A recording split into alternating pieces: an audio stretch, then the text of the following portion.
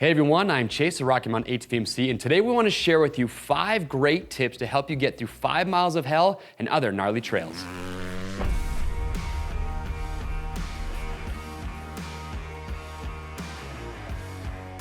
So I'm sure a lot of you watching this video, at some point or another, you've heard of a trail called 5 Miles of Hell. It's in southeast Utah, about 30 minutes outside of Green River. And 5 Miles of Hell is one of the gnarliest, nastiest technical trails that I've ever done on a dirt bike. You've got bottomless sand that's super hard to get through, but the majority of the trail is slow, technical, rocky terrain. It's probably some of the most fun and misery that you can have on a dirt bike trail all in one day. If you ever get the chance to do it, I recommend it because it's a blast, something you will not forget.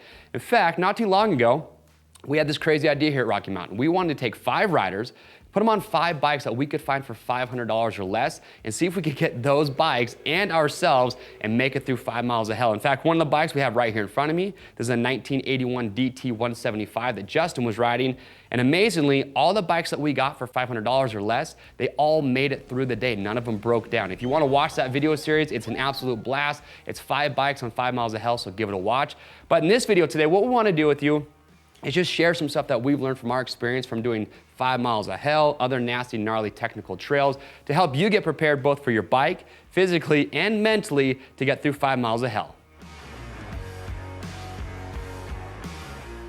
So tip number 1 that we have is planning ahead and knowing what you're getting yourself into. And the reason that we say that is because the 5 Miles of Hell trail name is actually really deceiving, or 5 Miles of Heaven, as some people might call it.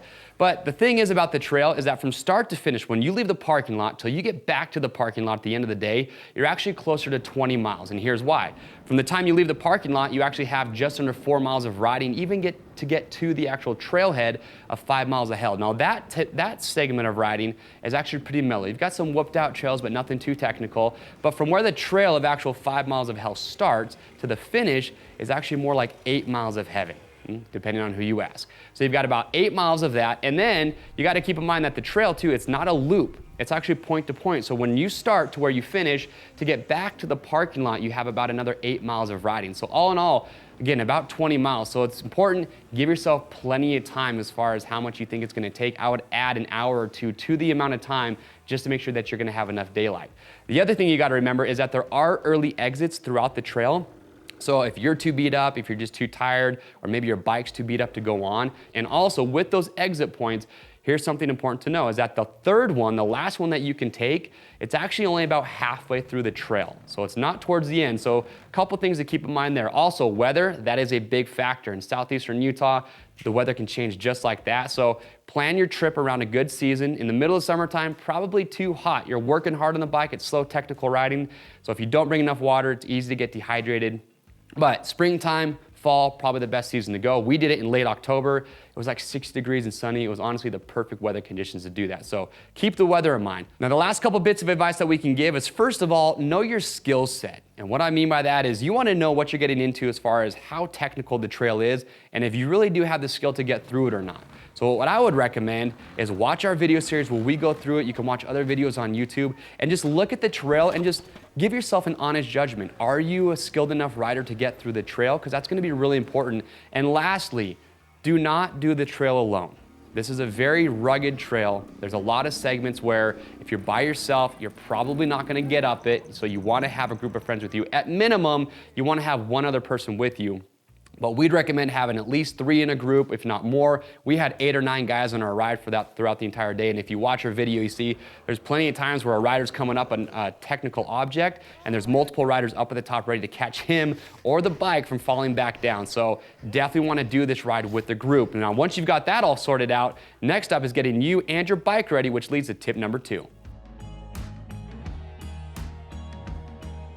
So tip number 2 might sound obvious, but it's just making sure that your bike is ready for what you're about to put it through. So you got to have a good protection on there and make sure it's in good running condition. Like I mentioned earlier, there are 3 early exit points to get out, but you do not want your bike to break down on 5 miles of hell because you have to push or pull these out of there. It's going to feel more like 50 miles of hell. A great example of that is when we were doing the ride with our older bikes, there was a group behind us. There was 2 riders. One guy was on an older CR250.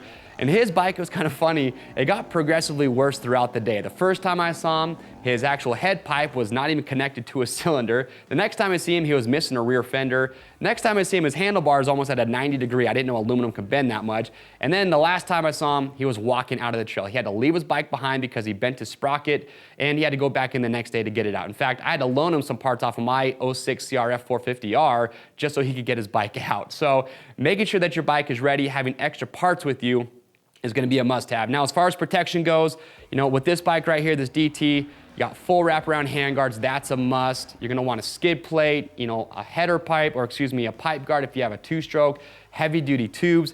Basically just adding as much protection as possible to help protect your bike throughout the trail.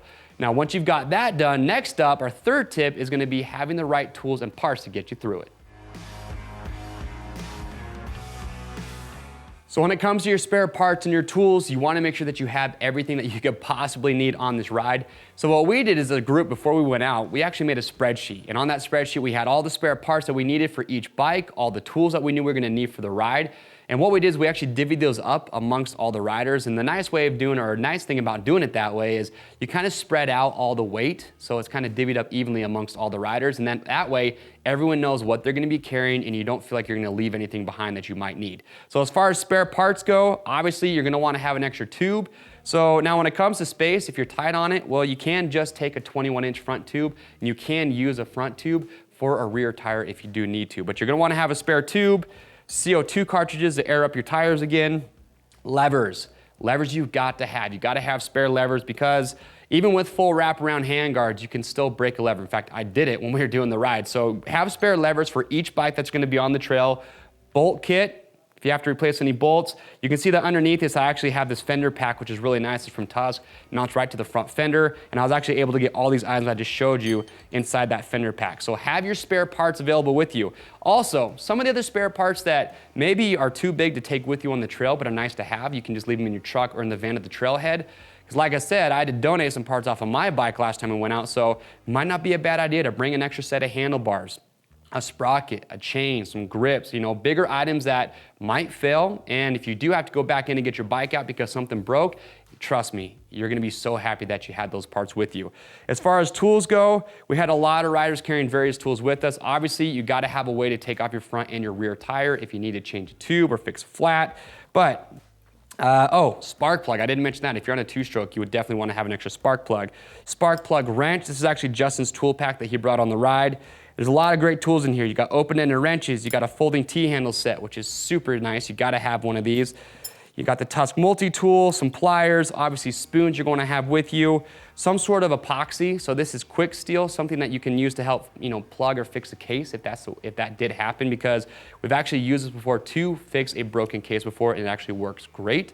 So some sort of epoxy just in case. And then there's some other tools in here that might not be too obvious that you're going to want to have. We already talked about having extra bolts and nuts, but zip ties, you can fix a lot of things with zip ties. We took duct tape, and a cool tip about duct tape, you don't need to take a whole roll. What we actually did is I just took the duct tape and wrapped it around my fork, and I did that until I had enough on there, and that way it's on the bike, but you're not having to carry it in your pack. So duct tape, do electrical tape if you wanted to, a tow strap. Now, keep in mind with the tow strap, you're not gonna tow a bike out of 5 miles of hell. It's too rugged, it's too nasty. So what the tow strap is actually good for is if you have a bike that just can't make it out and you're pushing it or pulling it out, you can use the tow strap to help pull the bike up some of the rocky ledges that you're going to encounter. But once you get off the trail and you get to the main trail to go back to the parking lot, then you can actually use the tow strap to tow your bike if you do need to. So it's really important. Just have your spare parts that you're gonna need, have some larger parts back at the trail, and then of course you wanna make sure you have your tools good to go. We do have a great video where we actually show you all the tools that you can pack into these tool pouches. So if you're not quite sure, give that video a watch. That will give you some other great ideas. So now that you have your spare parts and your tools all set, let's get into tip number 4, which is food and drinks. So when it comes to food and drinks, I think this is something, myself included, that riders underestimate when they're doing the trail. Because like I mentioned earlier, it ain't 5 miles of hell, it's 8 miles of heaven. So you wanna have more water than what you think you'll need. So a great lesson that I learned, this is my hydration pack that I took. So this pack has a 2-liter water bladder. and I filled this thing up to the brim, as full as it could go, and I was out of water by the third exit point. And if you remember what I said earlier, that third exit point is still only a little over halfway on the trail, so that you still have a lot of riding left to go. And even though it's a slow technical trail, trust me, you're working hard, you're gonna get thirsty, you're gonna be drinking a lot of fluids throughout the day. And luckily, we had some riders on the trail that had extra water with them, because I had the only water-cooled bike out there, and mine started to overheat. It got more thirsty than I was, so we actually had to use some extra water to put in my radiator. So I would say take more than 2 liters of water. If your pack like mine only has a 2-liter bladder, get some extra water bottles in there. We have a lot of great hydration packs on our website. We even have buyer's guides. So if you wanna see some great options, give that a watch. But make sure you have plenty of water. And then as far as food goes, pretty simple. Bring as much food as you want. It's better to have more than not enough. And I would say just make sure, I took some candy with me, but I also had a lot of, Cliff bars, wholesome foods. Foods are gonna be good, sustain energy throughout the day. So you can't bring too much water, and you wanna definitely have enough food to get you throughout the day. So last tip is just make sure that you're prepared for any type of emergency. Whether you can't make it out and you might have to spend the night, or maybe a rider gets hurt, you just wanna be prepared for those instances. So having a first aid kit would be really important, a lighter and or matches if you do need to start a fire. If you do have to stay the night, it might not be a bad idea to bring a jacket with you, because in southeastern Utah, it might be warm in the afternoons, but trust me, it can get pretty chilly at nighttime. So being able to stay warm is gonna be really important. And also communication. This is very important. On the trail, you're actually probably not gonna have cellular service. So just keep that in mind. So what I have is I have my Garmin InReach. Me and a couple other riders actually had these with us. This is a satellite two-way communicator. It allows me to send text messages or emails via satellite anywhere I want to without cell service. We have a great video where I talk all about these, but this allows us to communicate, and it has an SOS feature. So in the event that we did need emergency services, I can just press the SOS and they'll actually dispatch emergency search and rescue to come help us out. So you gotta have that peace of mind, have a way to communicate if you do need the help. Or what you could do too, on our trip, we actually had riders rocking Cardo Bluetooth units. So you can have riders talking back and forth. What I would say is, something as far as safety related that's important is you don't want the group to get too spread out. Don't just leave your buddies behind, because if some rider does get hurt or get stuck, you want to be close enough that you can go back and help him out. So just make sure you're prepared for any emergency situation. I kind of already mentioned it earlier, but having a map of the area, knowing where the exit points are, that's very important as well. So just be prepared as best as possible. All right, so that does it for our top 5 tips to get you through 5 miles of hell and other nasty, rugged trails. If you have questions or comments, and if you've done 5 miles of hell before, we want to hear your feedback. What was your experience like? Was there anything that I didn't mention today that maybe I forgot to talk about that you think would be good advice for other riders? Make sure to leave that below. That's going to help other riders out who are looking to take on that challenge. To pick up any of the stuff that we talked about today to get you prepared, you can just click on the link or head over to RockyMountainATVMC.com. And don't forget, check out our 5 miles of hell on $500 bike challenge. That's an awesome video series that shows you exactly what we went through on the trail. So get subscribed to our YouTube channel, hit that notification bell, and that way you stay up to date. I'm Chase of Rocky Mountain, and we'll see you on the trails.